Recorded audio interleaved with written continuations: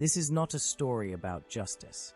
This is a story about what happens when the human imagination is given a budget, a crowd, and a victim. Most people think history is a slow march toward progress. They are wrong. History is a trail of blood left by men who found ways to turn a human body into a musical instrument of agony. These were not accidents. They were laws. They were hobbies. They were spectacles. If you think you know what cruelty means, you are about to find out that you haven't even scratched the surface. In the 1650s, if you were a prisoner in the Mughal Empire, you didn't fear the gallows. You didn't fear the sword. You feared the shadow of a 4-ton beast. Execution by elephant was not just a death sentence. It was a choreographed performance of absolute power. These animals were not wild. They were highly trained biological machines. For over 2,000 years across India and Southeast Asia, rulers used elephants to communicate one message: I own your every breath. Imagine standing in the dust of an arena in Agra. The sun is hot. The crowd is silent. In front of you stands an elephant. It isn't charging. It is waiting. A mahout, the trainer, sits on its neck. He doesn't need to shout. He whispers a command. The elephant moves. It doesn't kill you instantly. That would be too merciful. The Mughal Emperor Akbar kept these animals specifically for their precision. On a verbal command, the elephant would place its massive, calloused foot on your leg. Not to crush it, just to hold it. Then, another command. A sickening crack echoes through the square. Your shin bone turns to powder. The elephant moves to the other leg. Then the arms, joint by joint, 1 inch at a time. François Bernier, a French traveler, watched this happen for 12 years. He recorded how the animal would look into the prisoner's eyes, waiting for the next signal from the ruler. This was the terrifying part, the control. The emperor could order the elephant to stop mid-execution. He could grant a pardon while the victim lay there with shattered limbs, just to show he had the power to give life back. But most of the time, the pardon never came. The final command was always the same. The elephant would lift its foot and place it directly over the human skull. One sudden burst of weight. The sound of a dry branch breaking. Silence. These elephants sometimes carried iron blades bolted to their tusks. They were taught to toss prisoners into the air and catch them on those blades. They were taught to tear limbs from sockets. This wasn't just execution. It was the total deconstruction of a human being by a creature that knew exactly what it was doing. The elephant was the weapon, but the human mind was the architect. And yet, as brutal as a 4-ton animal sounds, the next device proves that humans didn't need size to cause infinite pain. They only needed a simple, sharpened pyramid. Stay with us till the end for valuable insights. Like, subscribe, and share to support the channel. Medieval Europe was a place of deep faith and deeper cruelty. In the 1200s, the law wasn't interested in your guilt as much as it was interested in your confession. And to get that confession, they turned to the Judas cradle. Imagine a room beneath a cathedral or a palace. The air is damp. The only light comes from a flickering torch. In the center of the room sits a tall wooden tripod. At the very top of this frame is a wooden pyramid. It isn't flat.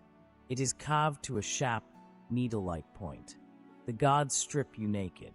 They tie your wrists to heavy ropes and hoist you into the air. You are dangling directly above that sharpened point. The executioners don't drop you. That would be too fast. They lower you, slowly, inch by inch. The point of the pyramid enters your body. Your own weight becomes your enemy. As gravity pulls you down, the sharpened wood begins to stretch and tear your muscle from the inside out. There is no way to adjust your position. There is no way to rest. The Spanish Inquisition used this device for over 350 years. They were experts at pacing. If you fainted from the pain, they didn't stop. They woke you up. They would use a crank to lift you slightly off the point, let your nerves settle for a moment, and then drop you back down with a sudden jolt.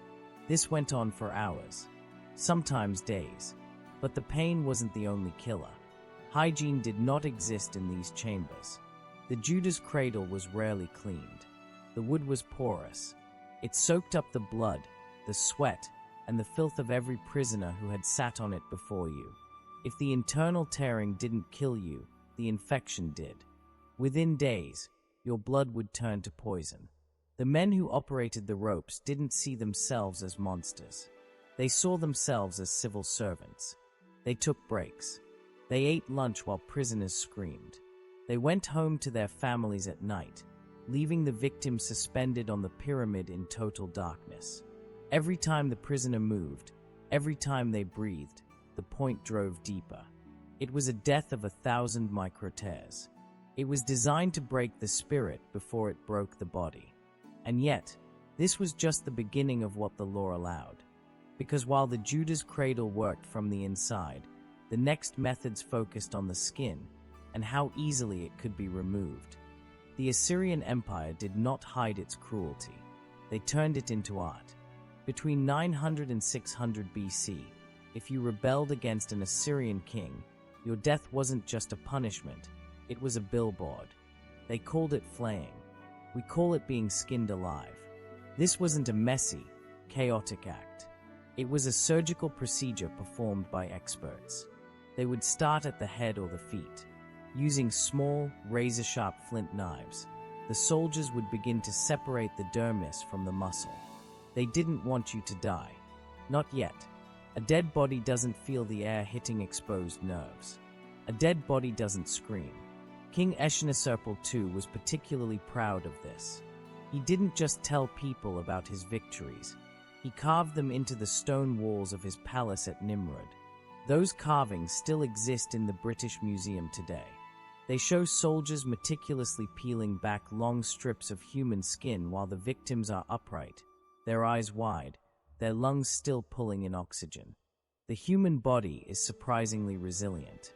It can survive a horrifying amount of skin loss before the heart finally gives up from shock or blood loss. The Assyrians exploited every second of that resilience. Once the skin was removed in one large, continuous piece, they didn't throw it away. They treated it like a trophy. They would take the fresh skin of a rebel leader and drape it over the city walls. They would pin it to the gates.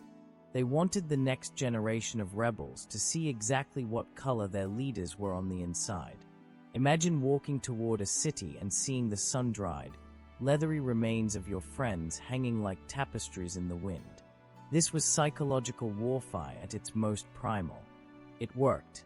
History records that entire cities would surrender the moment an Assyrian army appeared on the horizon. They didn't surrender to save their lives. They surrendered to save their skin. The executioners were so skilled they could keep the process going for hours. They knew exactly where to cut to prolong the agony without hitting a major artery. They were craftsmen of misery. They understood that the fear of a slow death is more powerful than the death itself. But as precise as the Assyrians were with their knives, other cultures found that gravity and insects could do the work for them. They didn't need knives. They just needed 2 boats and a lot of honey. In the year 401 BC, the Persians perfected a method of execution that turned the natural world into a torture chamber. They called it Scaphism. The Greeks simply called it the boats. It remains one of the most prolonged, stomach-churning deaths ever recorded. It wasn't designed to last hours. It was designed to last weeks. The process began with 2 identical rowing boats. The victim was stripped and placed inside one boat, lying on their back. The second boat was then placed on top, inverted, so that the 2 hulls fit together like a clamshell. There were holes cut into the wood, just large enough for the victim's head, hands, and feet to stick out into the open air. The rest of the body was sealed inside a dark, wooden coffin. Then came the feeding. The executioners would force-feed the prisoner a mixture of milk and honey. If the victim refused to open their mouth, they would drive needles into their eyes until they complied. They wanted the stomach full. They wanted the digestion moving. Soon, the victim would develop massive, explosive diarrhea. Because the body was trapped within the boats, the excrement had nowhere to go. It filled the bottom boat, surrounding the victim's torso and thighs in a pool of filth. But the honey wasn't just for the stomach.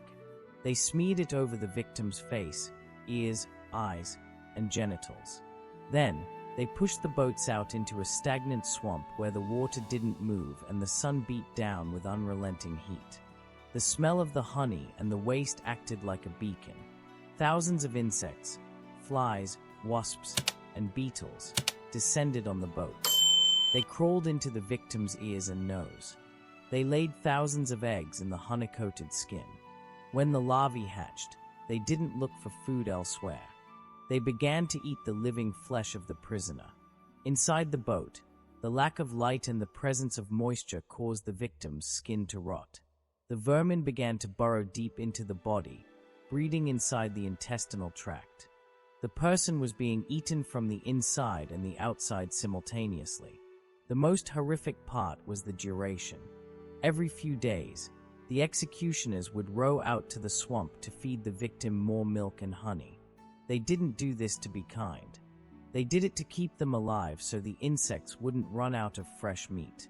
A Persian soldier named Mithridates was subjected to this for his role in a rebellion. He survived in that swamp, conscious and screaming, for 17 days. When he finally died and the boats were pried apart, the witnesses described his body as having been hollowed out. He was no longer a man, he was a nest. But while the Persians used the slow rot of the swamp, the Europeans preferred the violent shattering of the bone.